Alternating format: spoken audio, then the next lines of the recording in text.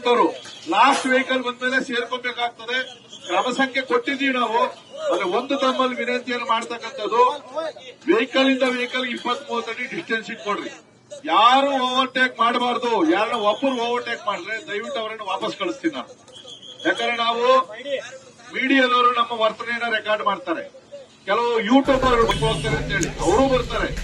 ಬಹಳ ಅತ್ಯಂತ ಶಿಸ್ತುಬದ್ಧವಾಗಿ ಈ ಒಂದು ರ್ಯಾಲಿ ಏನು ನಾವು ಧರ್ಮಸ್ಥಳ ಚಲೋ ಹೋಗ್ತಾ ಇದೀವಿ, ಇದು ಯಶಸ್ವಿ ಆಗಬೇಕು ಅಂತ ಹೇಳಿ ಫ್ರಂಟ್ ಗಾಡಿ ಒಂದು ಹೋಗ್ತದೆ. 50 ಕಿಲೋಮೀಟರ್ ಮೇಂಟೈನ್ ಮಾಡ್ತೀವಿ ನಾವು. ಅದಾದ್ಮೇಲೆ ರಥ, ಅದಾದ್ಮೇಲೆ ನಮ್ಮ ವೆಹಿಕಲ್ ಇರ್ತವೆ. ಏನಿಲ್ಲ, ನಾವು ರ್ಯಾಲಿ ಹೋಗ್ತಾ ಇರೋದು ರೇಸ್ಗೋಸ್ಕರ ಅಲ್ಲ. ಮಧ್ಯದಲ್ಲಿ ಎಲ್ಲೂ ಕೂಡ ಒಂದು ಚೂರು ವ್ಯತ್ಯಾಸ ಆಗಬಾರ್ದು.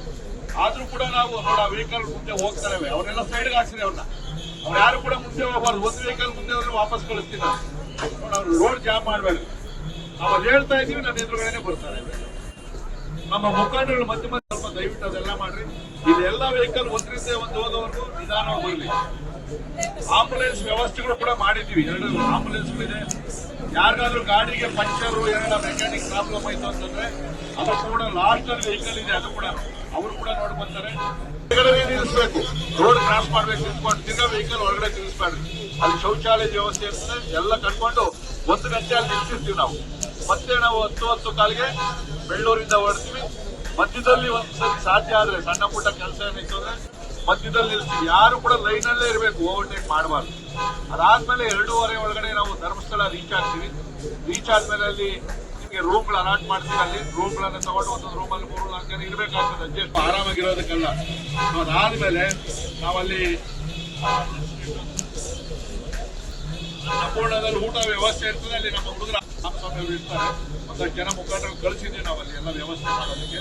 ಅದಾದ್ಮೇಲೆ ನಾವು ಸಂಜೆ ಒಟ್ಟಾಗಿ ಹೋಗಿ ಆ ಸ್ವಾಮಿಯ ದರ್ಶನ ಮಾಡಬೇಕು. ಎಲ್ಲರೂ ಪಂಚ ಉಟ್ಕೊಳ್ಬೇಕು, ಕೇಸರಿ ಶಾಲೆಯನ್ನು ಹಾಕಿರ್ಬೇಕು. ಅದಾದ್ಮೇಲೆ ನೀವು ಅಲ್ಲಿ ಏನಾದ್ರೂ ನೋಡೋದಿತ್ತು ಅಂತಂದ್ರೆ ನೋಡ್ಕೊಂಡು ಮತ್ತೆ ಬೆಳಗ್ಗೆ ನಾವು ನಮ್ಮ ಮುಖಂಡರ ಜೊತೆ ದರ್ಶನವನ್ನು ಮಾಡ್ತೀವಿ. ನಾವ್ಯಾರಾದ್ರೂ ಎಲ್ಲೂ ಕೂಡ ಅಪಚಾರ ಆಗದ ರೀತಿಯಲ್ಲಿ ನೋಡ್ಬೇಕು ಅಂತವ್ರು ಲಾಸ್ಟ್ ವೆಹಿಕಲ್ ಬಂದ್ಮೇಲೆ ಸೇರ್ಕೋಬೇಕಾಗ್ತದೆ. ಕ್ರಮ ಸಂಖ್ಯೆ ಕೊಟ್ಟಿದ್ದೀವಿ ನಾವು. ಅದ್ರ ಒಂದು ತಮ್ಮಲ್ಲಿ ವಿನಂತಿಯನ್ನು ಮಾಡ್ತಕ್ಕಂಥದ್ದು, ವೆಹಿಕಲ್ ಇಂದ ವೆಹಿಕಲ್ 20-30 ಅಡಿ ಡಿಸ್ಟೆನ್ಸ್ ಇಟ್ಕೊಡ್ರಿ. ಯಾರು ಓವರ್ಟೇಕ್ ಮಾಡಬಾರ್ದು. ಯಾರನ್ನ ಒಬ್ಬರು ಓವರ್ಟೇಕ್ ಮಾಡಿದ್ರೆ ದಯವಿಟ್ಟು ಅವರನ್ನು ವಾಪಸ್ ಕಳಿಸ್ತೀನಿ ನಾನು.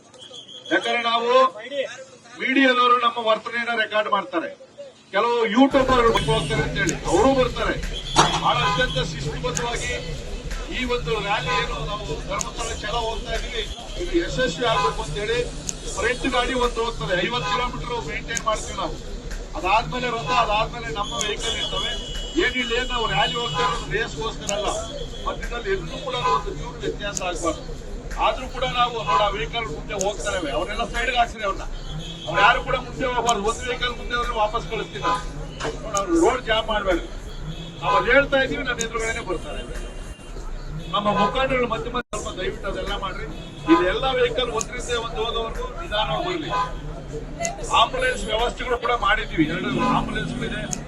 ಯಾರಿಗಾದ್ರೂ ಗಾಡಿಗೆ ಪಂಚರ್, ಏನಾರ ಮೆಕ್ಯಾನಿಕ್ ಪ್ರಾಬ್ಲಮ್ ಆಯ್ತು ಅಂತಂದ್ರೆ ಅದು ಕೂಡ ಲಾಸ್ಟ್ ಅಲ್ಲಿ ವೆಹಿಕಲ್ ಇದೆ, ಅದು ಕೂಡ ಅವರು ಕೂಡ ನೋಡಿ ಬರ್ತಾರೆ. ಹೊರಗಡೆ ನಿಲ್ಲಿಸಬೇಕು, ರೋಡ್ ಕ್ರಾಸ್ ಮಾಡ್ಬೇಕು, ನಿಂತ್ಕೊಂಡು ತಿರ್ಗಾ ವೆಹಿಕಲ್ ಹೊರಗಡೆ ತಿನ್ನಿಸ್ಬೇಡ್ರಿ. ಅಲ್ಲಿ ಶೌಚಾಲಯದ ವ್ಯವಸ್ಥೆ ಇರ್ತದೆ, ಎಲ್ಲ ಕಟ್ಕೊಂಡು 1 ಗಂಟೆ ಅಲ್ಲಿ ನಿಲ್ಸಿರ್ತೀವಿ ನಾವು.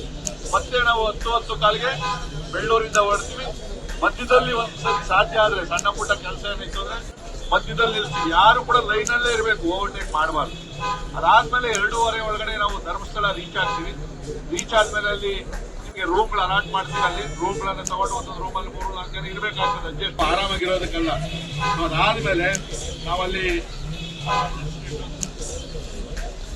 ಸಂಪೂರ್ಣದಲ್ಲಿ ಊಟ ವ್ಯವಸ್ಥೆ ಇರ್ತದೆ. ಅಲ್ಲಿ ನಮ್ಮ ಹುಡುಗರ ಸ್ವಾಮಿಯವರು ಇರ್ತಾರೆ. ಒಂದಷ್ಟು ಜನ ಮುಖಂಡರು ಕಳಿಸಿದ್ವಿ ನಾವು ಅಲ್ಲಿ ಎಲ್ಲ ವ್ಯವಸ್ಥೆ ಮಾಡೋದಕ್ಕೆ. ಅದಾದ್ಮೇಲೆ ನಾವು ಸಂಜೆ ಒಟ್ಟಾಗಿ ಹೋಗಿ ಆ ಸ್ವಾಮಿಯ ದರ್ಶನ ಮಾಡಬೇಕು. ಎಲ್ಲರೂ ಪಂಚ ಉಟ್ಕೊಳ್ಬೇಕು, ಕೇಸರಿ ಶಾಲೆಯನ್ನು ಹಾಕಿರ್ಬೇಕು.